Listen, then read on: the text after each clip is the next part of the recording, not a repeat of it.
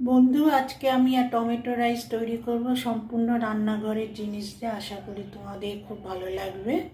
তাহলে এখন আমি তৈরি করার জন্য যে যে উপকরণগুলো নিয়েছি সেগুলো তোমাদের দেখিয়ে দিচ্ছি। আমি এখানে নিয়েছি হাফ কেজি টমেটো, এটাকে আমি পেস্ট করে ছেঁকে নিয়েছি।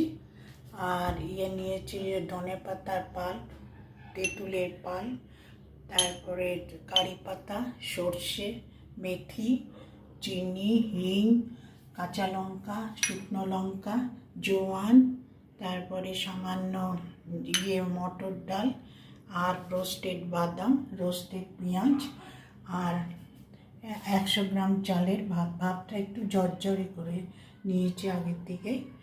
আর নুন। এখন এবার শুরু করব।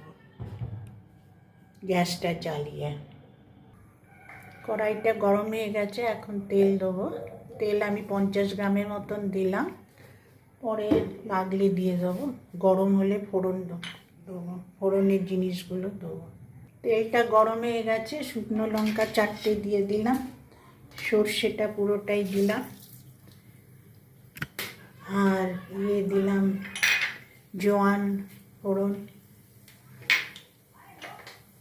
মেথি পুরোটাই, কাঁচা লঙ্কা পুরোটা,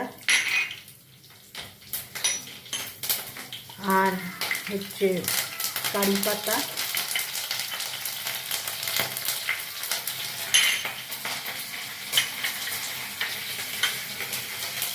আর দিলাম ছোলার ডাল,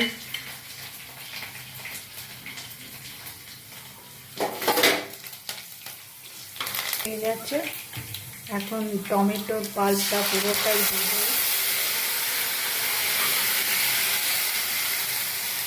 তেঁতুল পুরোটা, ধনে পাতা পুরোটা, সামান্য একটু চিনি 1 চামচ, নুন 2 টেবিল স্পুন,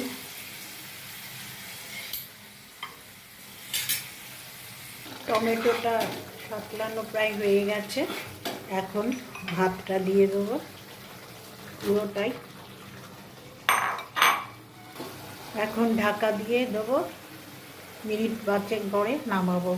নামিয়ে বাদাম, রোস্টেড বাদাম, তারপরে হিং আর দেবো, পেঁয়াজ, ভাজা পেঁয়াজ।